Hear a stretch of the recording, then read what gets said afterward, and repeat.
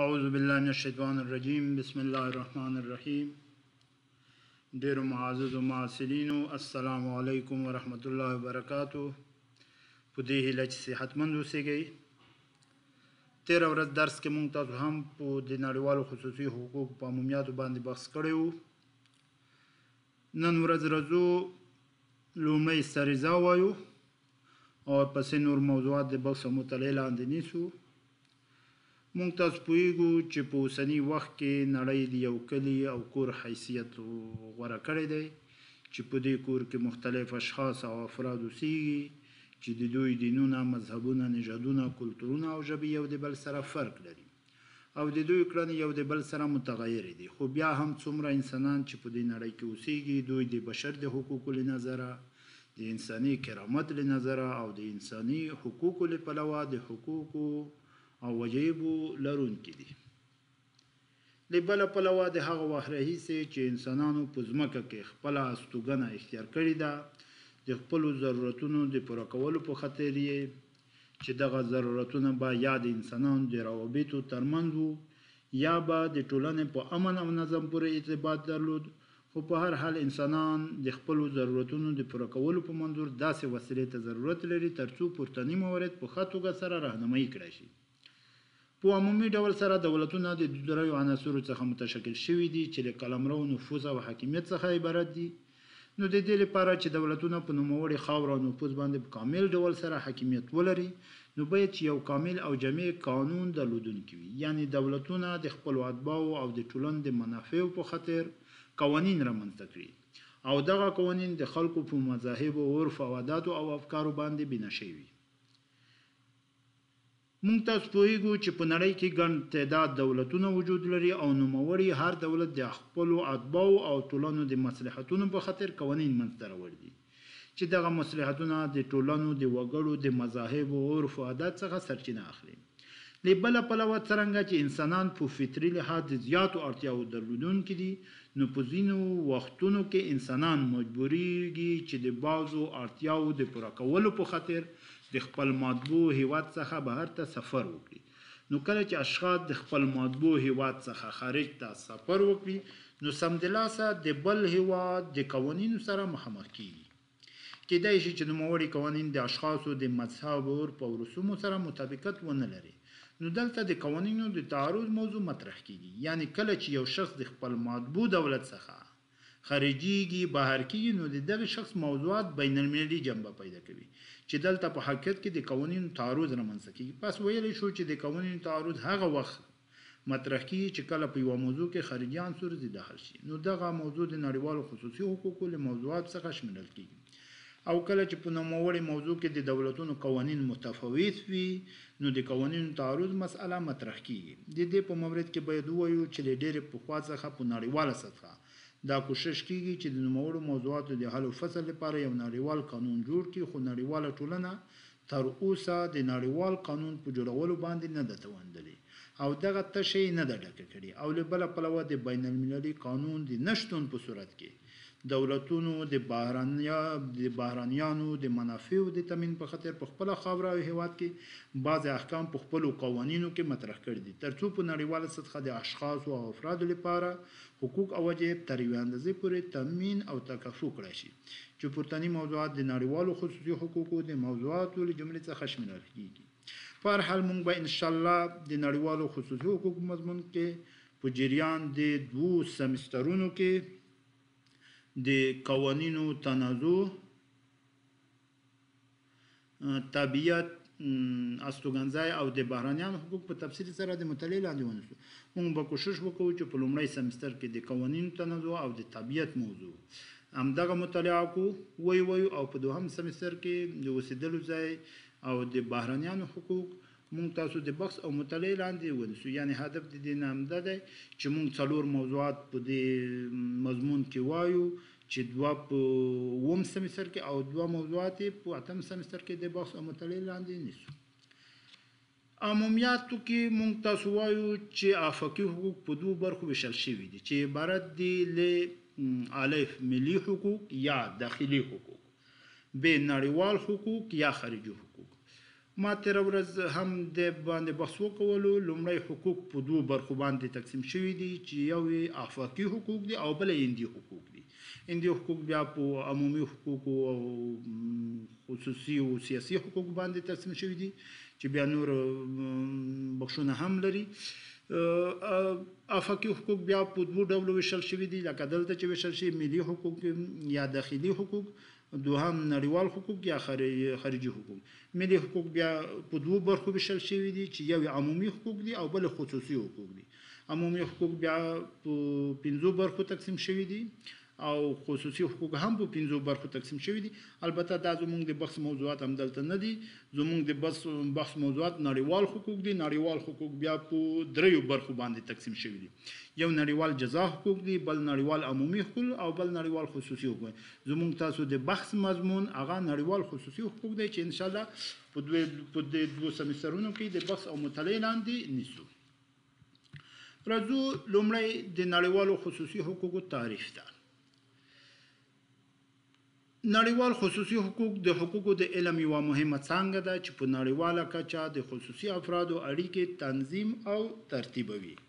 لکه څنګه چې په یوه ټولنه کې د افرادو ترمنځ اړیکې او د هغې د ترتیب او تنظیم لپاره د قوانینو او قواعدو وضع کولو ته اړتیا ده، نو بناً په همدې ملحوظ د قواعدو په واسطه د ټولنې د غړو ترمنځ په مشخصه توګه اړیکې تنظیم او ترتیب کیږي. خو باید وویل شي چې په نړیوال ډګر کې هم د اشخاصو او افرادو د اړیکې د تنظیم او ترتیب لپاره ځانګړي قواعد او مقررات ته اړتیا لیدل کیږي. چې لومړی ګروپ قواعد د داخلي حقوقو تر عنوان لاندې مطالعه کیږي. په هغه صورت کې چې دا مقررات د دولتونو ترمنځ اړیکې تنظیموي د نړیوالو عمومي حقوقو په نوم، او کله چې نوموړي مقررات د بېلابېلو هیوادونو د خصوصي افرادو او اشخاص ترمنځ اړیکې تنظیموي، دا وضع شوي قواعد د خصوصي نړیوالو حقوقو په نوم یادیږي. بناءً نړیوال خصوصي حقوق عبارت له هغه حقوقي قواعد او مقررات څخه دي چې د بېلابېلو ټولنو د خصوصي افرادو اړیکې یو د بل سره په نړیواله کچه تنظیموي. په لنډ ډول تعریف همداسې کولی شو چې نړیوال خصوصي حقوق هغه قواعد او مقررات دي چې په نړیواله سطحه د افرادو روابط تنظیموي. او دا تعریف به یو مناسب تعریف دی، یعنی موږ تاسو محصلینو ذهن کې پاتې کیږي چې هغه قواعد او مقررات دي چې په نړیواله سطحه باندې د افرادو اړیکې تنظیموي. یو څو تعریفونه دلته نور هم یادونه کوو. یو بل عالم نړیوال خصوصي حقوق دا ډول تعریفوي چې نړیوال خصوصي حقوق د موضوعه حقوقو یوه څانګه ده چې په خصوصي ژوندانه کې د خصوصي افرادو اړیکې د سرحد یا پولو په تفکیک سره تنظیم او ترتیبوي. د نوموړي عالم د عقیدې په اساس د خصوصي نړیوالو حقوقو موضوع عبارت ده له هغه موضوع څخه کوم چې د یوه هیواد د سرحد څخه تیریږي او بل هیواد په بر کې نیسي. د مثال په توګه یو افغان د فرانسوي مېرمنې سره واده کوي چې دا موضوع په نړیوال خصوصي حقوقو پورې اړه پیدا کوي. یعنی د همدغه د واده موضوع د افغانستان د سرحد څخه بهر کیږي، نو ځکه د نړیوال خصوصي حقوقو پورې ارتباط پیدا کوي. پیرمایر د فرانسې د پوهنتون استاد په خپل کتاب کې د خصوصي نړیوال حقوقو څنګه دا ډول تعریفوي چې خصوصي نړیوال حقوق ځانګړي حقوق دي چې په ځانګړو اشخاصو چې یو د بل سره نړیوال خصوصي اړیکې لري د اجرا وړ دي. د خاص حقوق څخه موخه دا ده چې یوازې هغه مسایل او چارې چې نړیواله بڼه لري په هغه تر څېړنې لاندې نیول کېږي، او د خصوصي افرادو اصطلاح په حقیقت کې د خصوصي نړیوالو حقوقو او نړیوالو عمومي حقوقو توپیر په ګوته کوي. د تهران د پوهنتون استاد ډاکټر محمد ناصري د نړیوال خصوصي حقوقو په مورد خپل کتاب کې دا ډول تعریف کړی دی چې نړیوال خصوصي حقوق د حقوقو د علم یوه اړینه څانګه ده چې په نړیواله کچه د افرادو اړیکې تنظیموي. البته په ذکر او قید کولو د افرادو اړیکې دا ډېر یو مهم کتاب دی، کولی شئ تاسو بازار کې پیدا کړئ. البته چې فارسي باندې لیکل شوی خو ډېر ساده دی، تاسو کولی شئ خپل مفهوم ورڅخه واخلئ. په پورته تعریف کې د نړیوالو عمومي او نړیوالو خصوصي حقوقو ترمنځ توپیر نقطه ثابتېږي چې په عمومي نړیوالو حقوقو کې هغه قواعد او مقررات راځي چې د دولتونو او نړیوالو سازمانونو ترمنځ اړیکې تنظیموي، او په خصوصي نړیوالو حقوقو کې یوازې د افرادو اړیکې په پام کې نیول شوي دي. بنا هغه مهال ویلی شو چې یوه موضوع د نړیوالو خصوصي حقوقو اړونده ده چې په یو نه یو ډول د دوو یا څو بهرنیو هیوادونو په افرادو پورې اړه ولري، ځکه چې په دې برخه کې هغه موضوعات مطرح دي چې د بېلابېلو هیوادونو په خصوصي افرادو پورې اړه ولري، او یا دا چې د یوه هیواد د افرادو اړیکې چې د بهرني عامل د دخالت په اساس منځته راشي د نړیوالو خصوصي حقوقو موضوع ده. بل عنوان مونږ تاسو د خصوصي بین المللي حقوقو د نومېدلو وجه او اصطلاح ده. یعنی ولې همدغه حقوق ته خصوصي بین المللي حقوق وایي. د دې په مورد کې دوه نظریې د بحث او مطالعې لاندې نیسو. اوله نظریه د کامان لا په حقوقي سیستم کې معمولا انګلیسي او امریکایي حقوقدانان د دې نظریې موثین او طرفداران دي. دوی وایي چې د قوانینو تعارض اصطلاح دغه مضمون ته مناسبه او جامع ده. یعنی دوی وایي چې د خصوصي بین المللي حقوقو د اصطلاح په نسبت د دې مضمون لپاره د قوانینو د تعارض اصطلاح ډیره مناسبه ده. چې نوموړې اصطلاح د کانفلیکټ اف لا په لومړی ځل کې په 1896 کال کې د انګلیسي حقوقدان ډیسي لخوا مطرح شوه. په انګلستان کې د خصوصي بین المللي حقوقو اصطلاح ورځ تر بلې د پرمختګ په حال کې وه. د امریکا په متحده ایالاتو کې د خصوصي بین المللي حقوقو اصطلاح نادره وه او د قوانین تعارض اصطلاح متداوله وګرځېده. د دې لامل دا و چې په متحده ایالاتو کې د قوانینو د تعارض موضوع زیاتره داخلي جنبه درلوده او د ایالتونو ترمنځ د مطرح وړ وه او د بین المللي اړخه فاقد محسوبه ده. د قوانینو تعارض اصطلاح کارونه تر یوه حده پورې د دانشمندانو په نظر د قبول وړ ګرځېدلې وه، ځکه چې اول د دې څانګې څخه هدف د قوانینو د هر ډول تعارض او رفع څخه ممانعت دی چې هغه احتمالا د دوی یا څو حقوقي نظامونو ترمنځ موجود وي. خو ذهن ته دا خبره رسیږي چې د قوانینو تعارض اصطلاح څخه حاکمیت د دولتونو ترمنځ تعارض دی. او له بله پلوه دا چې محاکم او قضات هغه دعواو ته چې د یو خارجي عنصر لرونکي وي په لومړۍ مرحله کې قضیې ته رسیدګي کوي او تر هغه وخته پورې چې د محاکمو مقررات او قوانین د تعارض د اساسي قواعدو حل په ځانګړې توګه سره ترتیب نه کړی شي نو بیا موضوع د محکمې داخلي قوانینو په اساس حل و فصل کیږي. دوهمه نظریه د امریکا د هارورډ پوهنتون استاد جوسټوري په خپل کتاب کې کمنټریز اف کانفلیکټ لا کې د لومړي ځل لپاره په 1840 میلادي کال کې د نړیوالو خصوصي حقوقو اصطلاح په کار یوړله چې په فرانسوي ژبه کې ورته رایټ پرایویټ انټرنیشنل او په انګلیسي کې ورته پرایویټ انټرنیشنل لا اصطلاح زیاتره استعمال کیده. په کال 1841 میلادي کې شیپر په رابطه الماني ژبه کې او په 1843 میلادي کال کې فولکس په واسطه سره د فرانسې حقوقي ژبې ته وارده شوه.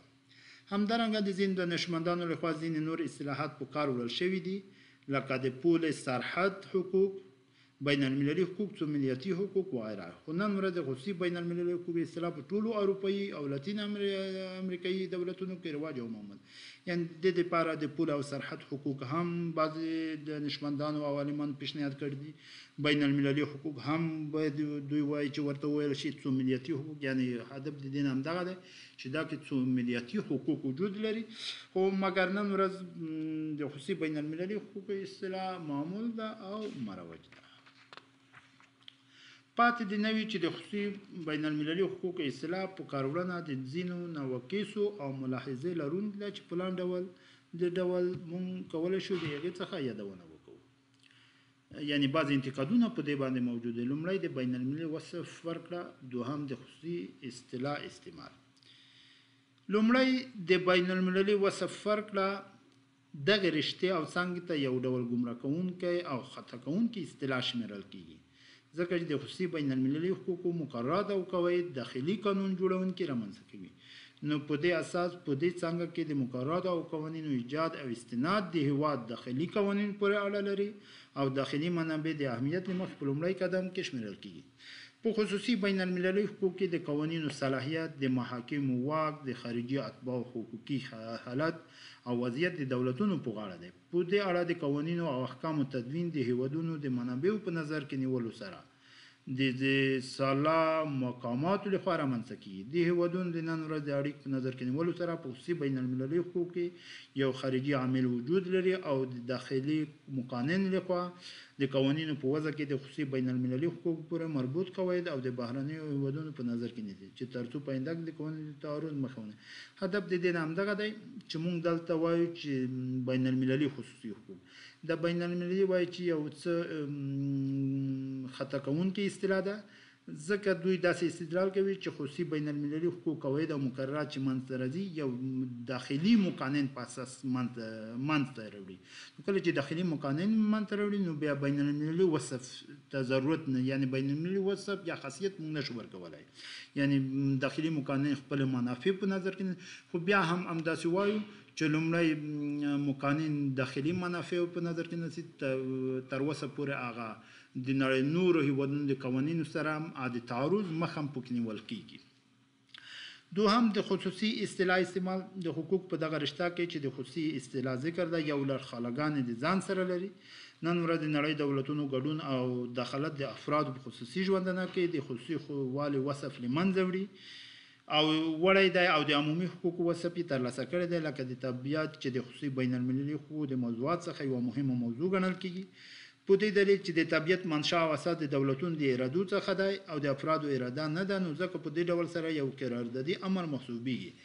بله دا چې د بهرنیانو وضعیت موضوع هم د دولتونو په حاکمیت پورې اړه لري چې د هر هیواد د عمومي منافع او مصالح په اساس رامنځته کیږي او یو لړ مناسب مقررات او قوانین تصویبوي. همدارنګه د قوانینو تعارض د شخصي احوالو پر مربوط موضوعات د خصوصي حقوق څخه شمیرل کیږي، مګر د قوانینو تعارض د ملي قواعدو د دولتونو د حاکمیت او د قلمرو په ټاکلو په اساس ایجادیږي.